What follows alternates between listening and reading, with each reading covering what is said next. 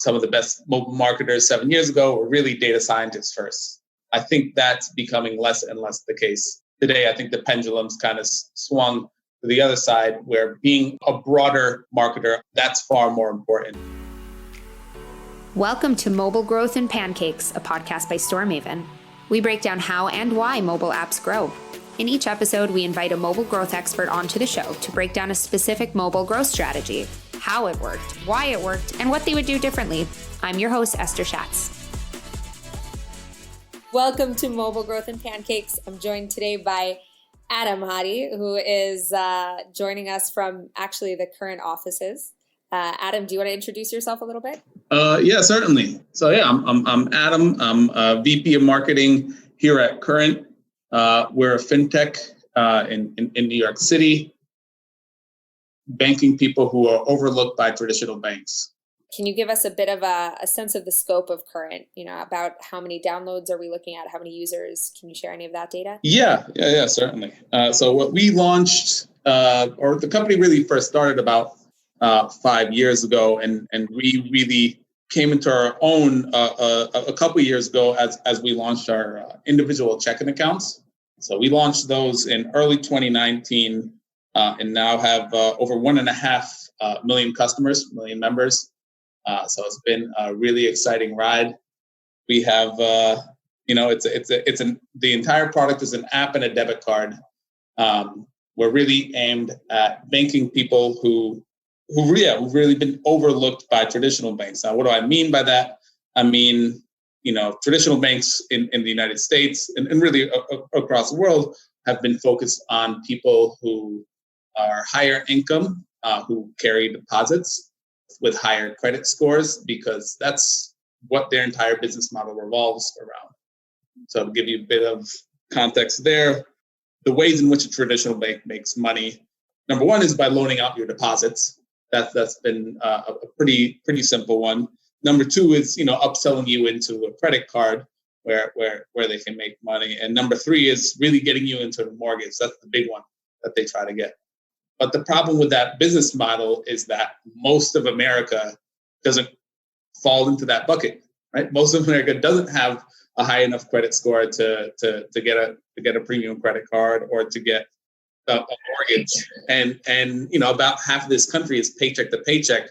So by definition, even if you make a decent wage, you don't have any money in your account to loan out. And so that, if you're here in the United States and you've been in a position where you're paycheck to paycheck, or maybe you're being paid hourly, for a lot of people who, again, really nobody listening to this podcast is probably in this bucket now, but maybe at different points in their life have been.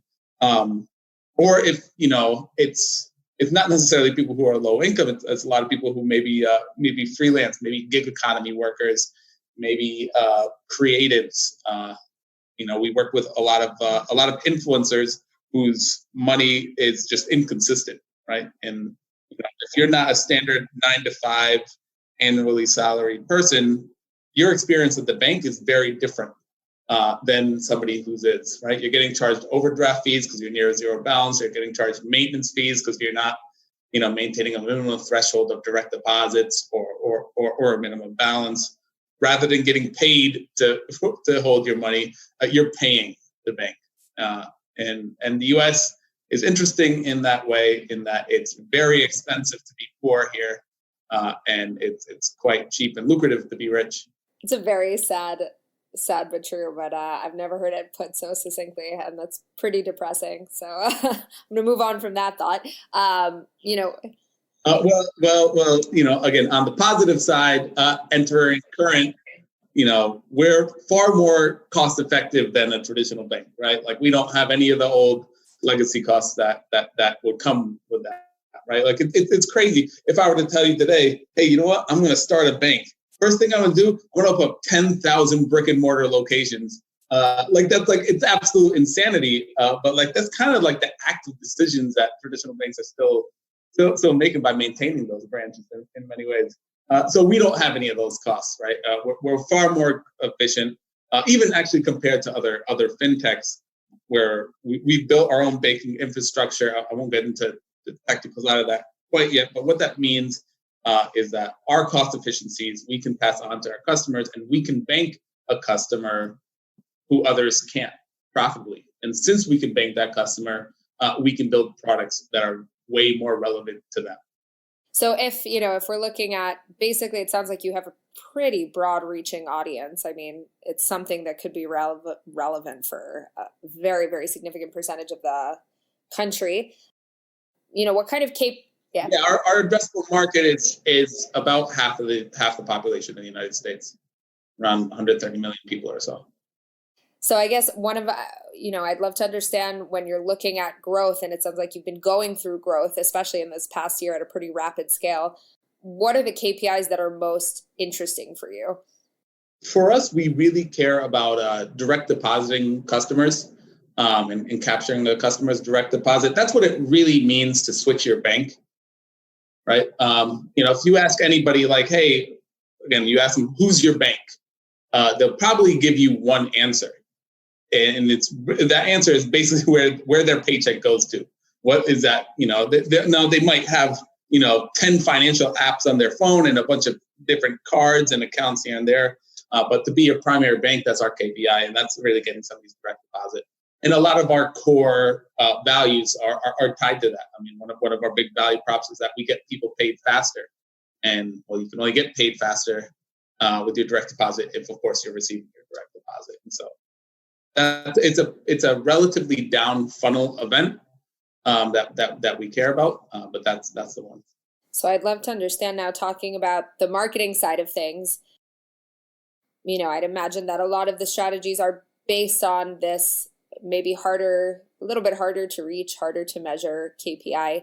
And I'd love to hear a little bit. I know one of the things that you've been doing that's different than a lot of other companies that we've been speaking to is the idea of performance marketing and brand marketing, which generally live separate worlds, separate teams. Sometimes we go quite far out. It's not exactly how you guys do it at Current, right? Yeah, exactly. We've really, you kind of see as brands grow, especially in kind of the direct to consumer space, there tends to be this, this pattern of, okay, you're really performance oriented early on. And that's kind of necessary because brand, when you're tiny, isn't quite as impactful. And you're still even trying to find out who your customer is, who your demographic is, and all that. And then as you scale, what will happen is like, oh, okay, now we need to focus on brand marketing as well. And there'll be a brand marketing team and a brand marketing budget, and it kind of operates separately from your performance marketing, which it doesn't really make sense, that structure, in my opinion. Now, it could depend on the individual product, right? I've been in mobile marketing for years, and, hey, our space of mobile marketing, it used to be really dominated by mobile gaming. You go back, 7-8 years ago, and, the most sophisticated mobile companies were mobile games, right? You go to the App Store and look at the top grossing, all that, right? I always find the distinction that we make in mobile of gaming and non-gaming to be hilarious. Because if you talk to anybody outside of mobile, nobody ever describes companies like that and businesses like that, right? But, one of the things about mobile gaming is that brand is not generally as important, right? The way in which like a consumer behaves and responds to mobile game advertising is typically pretty immediate. It's like the most direct response-y category there is. I see a game, oh, that looks fun, let me play it. Nobody's ever seen an ad for a mobile game and then decided 3 weeks later, hey, you know what? I'm going to download that jumping game. Like, it's just like, that's not how it works, right? And on the polar end, opposite end of that might be like, CPG marketing, right? Where, nobody's ever seen an ad for soap and then like, oh, I gotta rush to the grocery store right now and pick up this dial of soap. Can't wait to be clean. It's just so again, the world of mobile today, vastly more companies are somewhere on that spectrum, somewhere maybe in the middle where we have, behavior that's super direct response. But still, you talk about something like fintech when you're talking about people's banking, people's money, people's lives, not just finance, right? You think about a category I think there's actually a lot of comparables to dating in that direct responses and those as are really important with dating, but so much of what determines whether somebody signs up for a dating app happens outside of their interaction with an ad, right? It's like, oh, I want to join the dating ad that feels cool, that feels like it's for me, that feels appropriate. And that's all really brand. And then, when the time comes, maybe I, break up in my relationship, or, a friend convinces me to finally join, or whatever it may be, something that happens external of that, I then decide, oh, okay, you know what, I'm going to sign up for Bumble or Hinge or Tinder, whichever one I feel like in that moment is right. And, as a mobile bank, it's actually pretty similar, right? We might have a customer who's been with Wells Fargo's for years and is getting screwed over by Wells Fargo and has a terrible relationship with Wells Fargo, but at least they trust Wells Fargo. They're around the corner. They know that, if they need their money, they can physically go get it. It's right there. It's right there in person. So it's kind of like the devil, But then one day it's like, I've had the final straw. I've got hit with another $35 overdraft fee. And then at that moment, what do you think of? Right. And that's where we want to be. We want to be top of mind. And the consumer side is like, yes, I know current solves for this. I've heard about it. I understand. And now I'm going to take that action. And that's the real consumer behavior we see. As much as I would love for it to be super direct response, because that's way easier to measure, the reality is a little bit different. So exactly what I was going to ask, which is, when we come to the measurement side, obviously performance marketing, what you're saying is also quite true in the sense of your performance marketing is impacted by the success of your brand marketing beforehand. Somebody who sees an ad after having those positive feelings at the right time is going to be that much more likely to click. But how do you measure what brand efforts are more successful and less successful? It's a bit more of a long game. Do you have a structure of how to do that? Yeah. And that's it's why it's not so much that, hey, we ran this brand campaign, let's measure the success of this brand campaign. It's more so integrating the brand into all of our performance marketing. And that means it's not performance at all costs, right? We can have an ad that, maybe can perform really well based on top of funnel KPIs, but if it hurts our brand, if it sends the wrong message, it's not worth running, right? And so that's why, again, it's not a separate brand team with their own agenda and their own campaigns. No, we're one marketing team, and we have our fair share of debates and arguments and compromises internally. But ultimately, what we have is that all of our ads encompass the company the way we want it to, and the way we want our customers to feel about it, and build our brand over time. Because too often, and you find a company who way too late kind of comes to this realization.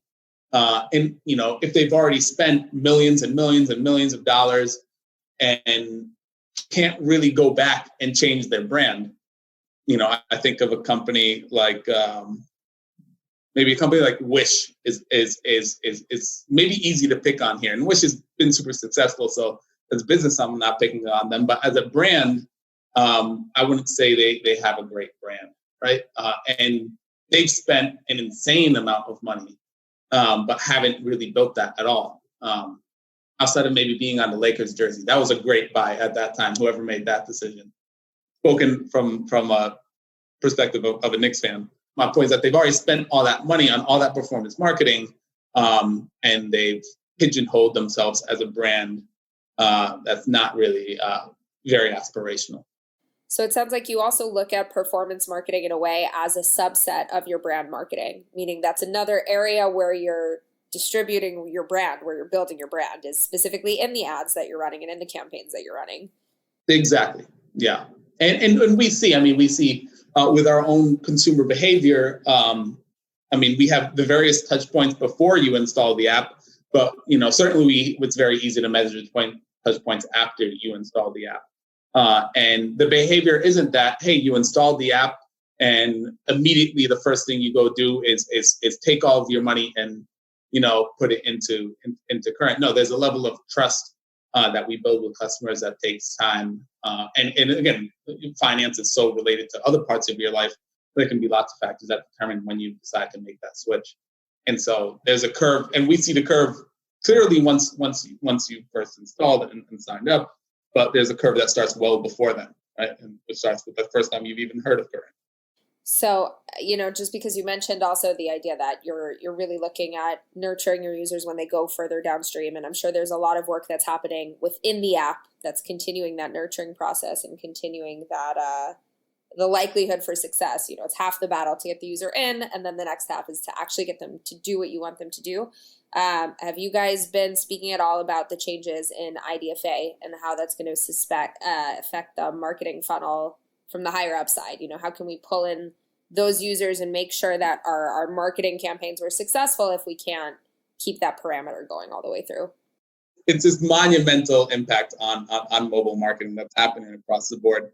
And in some ways, I actually think it's going to have a long-term positive impact. It's going to force companies and companies operating mobile to be less dependent on last click attribution. Now we all kind of know that last click attribution isn't this perfect measure of what's actually happening in the world and how customers behave with our apps. But despite knowing that, it's just really tempting to fall into the trap of like, oh, that actually is the reality. You kind of forget that, there's all types of flaws with this form of measurement. And so what this is going to force a lot of companies to do is focus on incrementality. And it really weeds out a lot of bad practices that people can fall into today. I mean, let's go with, ad fraud. I don't think mobile ad fraud is a big problem for most ad companies, but like in a world in which you're just focusing on incrementality, it can't even exist, right? Not in any of the ways that it's existed historically. And then, again, when we talk about channels that may not contribute to an immediate direct response behavior in a world of last click attribution, it's just very easy to give them no credit, right? And it's a lot more work to give those channels credits. And kind of in this post IDFA deprecated world, our hand will be forced to pay a little bit more attention to that incremental behavior. Yeah, this is going to affect all. I can't imagine a mobile company that's not going to be affected by these changes.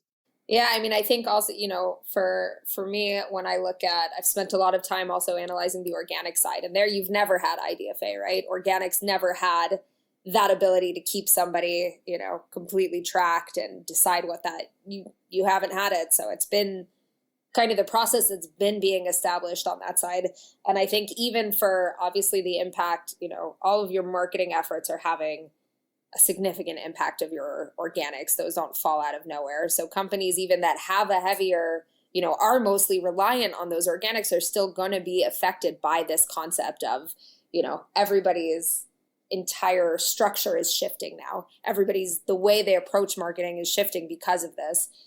So yeah, I don't think there's a company that won't be affected, but I do think there's an interesting, I think a lot of UA people will be very angry with the idea, but I think there's an opportunity to make things better, to operate at just a different sort of scale, different way of continuing. Yeah, and if you're, certainly there's some businesses that are going to be hit particularly hard, right? If number one, if you're dependent on ad monetization, that causes a lot of problems. But I think particularly, and again, I'll use the term non-gaming here, I think it'll force a lot of non-gaming advertisers to actually adopt some better practices. And, from a more macro view, I think it's a positive change on the consumer side. And I think that's important in our space. We've kind of, gotten away with maybe a little bit more than we should have over the last few years. Been a bit wild west, the mobile world right now. If you think about how much you've been able to track and changes that have been going on in the rest of the world, there's definitely that concept of we've been getting away with a lot.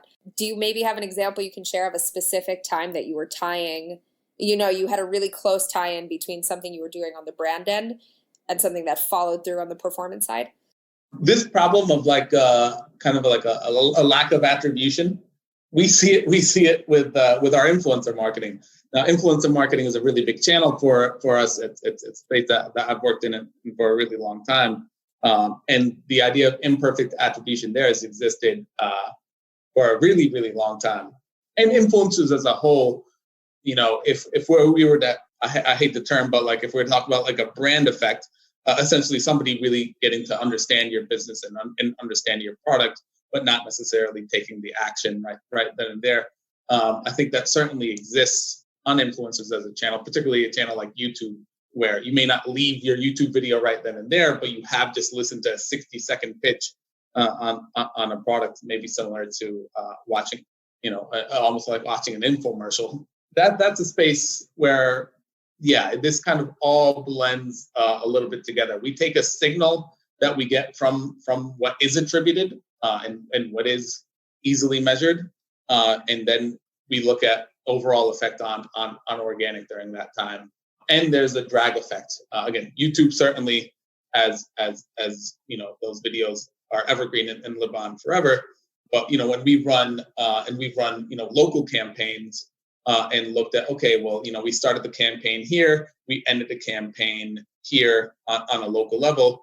In the period after we run this campaign, do we see an elevated lift in performance among our other channels? And the answer has been yes, right? And that's, again, and that's makes sense for a company like ours and a business like ours, but I don't think would make sense for maybe an e-commerce brand or a mobile gaming brand that's far more dependent on direct response. I think influencer marketing is one of those things where, depending on who you ask, it's either been one of the powerful tools that somebody's been able to access or the biggest waste of money that we've done in the last who knows what.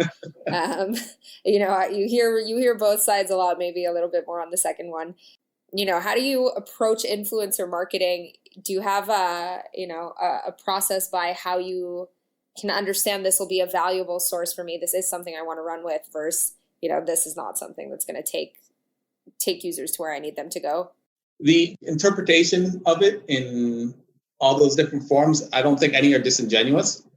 One, influencer marketing has become a very vague term that can explain that can describe everything from, again, a direct response ad, maybe whether it be on YouTube or Instagram or TikTok or Snapchat, of an influencer telling their audience, hey, go do this. It can also describe creative. It can also describe brand and PR, where the goal is not direct response. It can also describe affiliate marketing. These are kind of all different areas that have kind of co-opted the term influencer marketing to come and describe it. So that's one reason why you see lots of different opinions on it. The other is it kind of depends on your vertical and where your audience is. If you have, let's say, a teen audience, right? Teen boys and girls, or a Gen Z, or even a young millennial, like your audience is certainly interacting with influencers, right? At least here in the United States, that's where they are. And especially if what the space in which you're working in is like compelling or interesting or entertaining, it really lends itself well to influencer marketing. Maybe if you are a B2B with an audience that's mostly 40 plus, well then maybe influencer marketing really isn't for you. If you're home improvement, let's say, there might be a few small channels that might make sense. But on the whole, no, your audience is probably watching HGTV and are that age. So that's where you find your audience, right? And so it totally makes sense to me that you have this wide spectrum of results. I think your point also about, do you need a direct response versus are you building towards the long game? Are you trying to make sure that you're staying top of mind for the situations where there's a trigger, where there's something that you actually need to come up to versus, in gaming, for example, you need somebody, like you said, somebody's, I'm measuring my success not by somebody having positive feelings about Clash of Clans, but by somebody actually going in and playing Clash of Clans right now.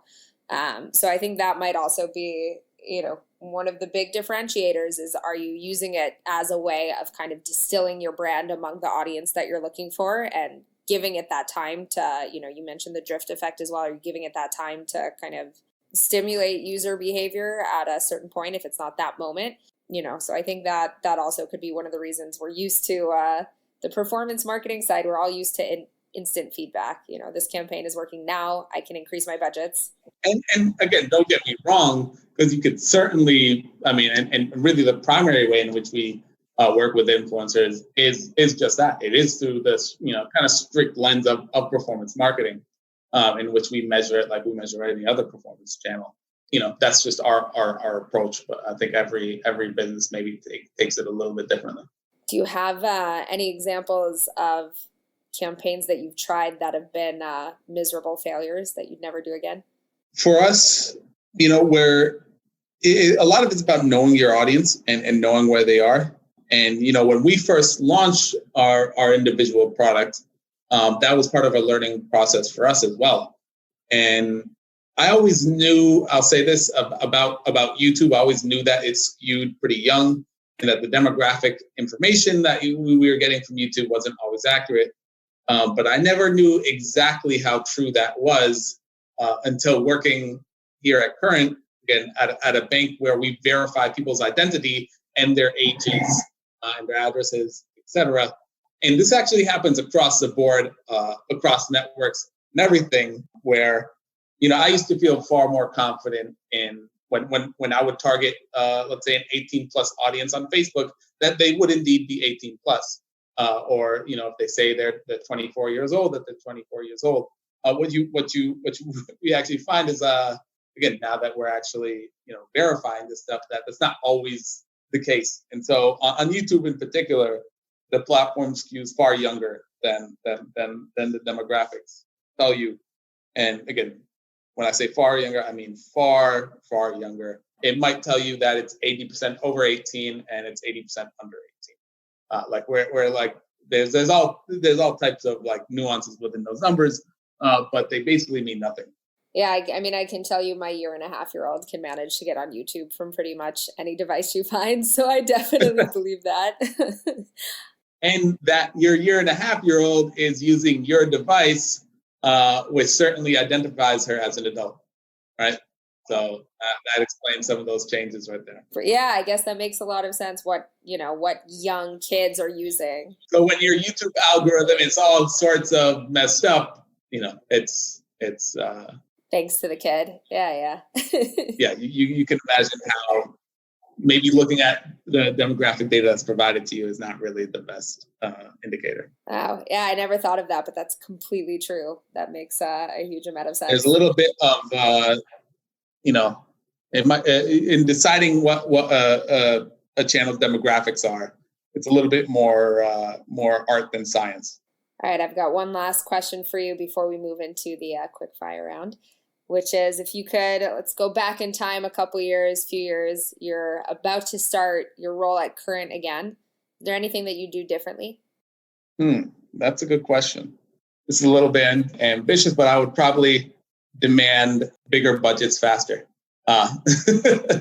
Now we've steadily grown our budgets and everything as we develop more confidence. Again, when I joined, it's really just as we launched this new product, and so our confidence in it in the early days was not nearly as strong as it is today.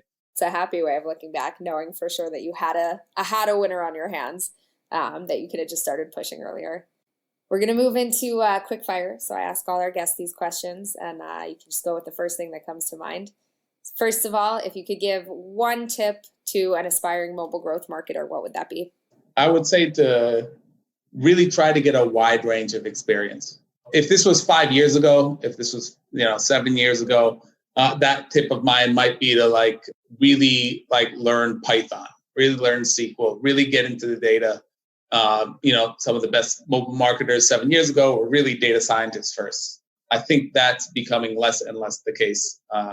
Today, I think the pendulum's kind of swung to the other side, where being, a broader marketer, understanding people's behavior, understanding messaging, understanding creative, that's far more important. And I think now again, the data tools still important, of course, and being able to interpret that. But so much of that work is being done, by virtue of machine learning algorithms at the biggest companies in the world. So we don't need to do them, essentially. What's your favorite growth resource? Mobile Dev Memo. It's by Eric Seufert. I love Eric. Eric, whether he knows it or not, is indirectly responsible for my entire career, actually going back from the very beginning. So he's been running that for about a decade now, and it's a great resource for anybody. Who's the person in the mobile growth world that you'd most want to take for lunch, assuming social distancing was over, and why? This is a little bit of a cheat answer, but I'd probably go with Mark Zuckerberg. He counts. He definitely counts. Facebook ads, come on. Yeah. I mean, I think it'd be pretty fascinating to get an idea of what really he has as his vision for the future. I think he's probably the most powerful person in our space. It's the first time I've gotten that answer, but it's now I'm surprised that it's the first time after you've given it. Yeah. And lastly, and most importantly, what is your favorite flavor of pancake? I'm a chocolate chip and peanut butter. If you haven't had chocolate chip and peanut butter pancakes, you're missing out. But that is a flavor, so it counts. 100% counts. And if I go way back in time to my New York days, there was this restaurant, Peanut Butter & Co. in the Village, and they had an insane peanut butter chocolate pancake explosion. Well, we're only the greatest city in the world, so what can you expect? Super true. Adam, thank you so much for the time and everything. Is there anywhere that people can find you if they want to learn more? The first place would be current.com/careers. Selfishly, that I'd like to plug that. You can certainly find me on Twitter or LinkedIn. Better off following Current. It's more entertaining than myself. All right, Adam, thank you so much. And that was Mobile Growth and Pancakes. To find out more about StoreMaven and how we can improve App Store performance, visit storemaven.com. And then make sure to search for Mobile Growth and Pancakes in Apple Podcasts, Spotify, and Google Podcasts, or anywhere else podcasts are found, and click subscribe so you don't miss any future episodes. On behalf of the team here at StoreMaven, thanks for listening.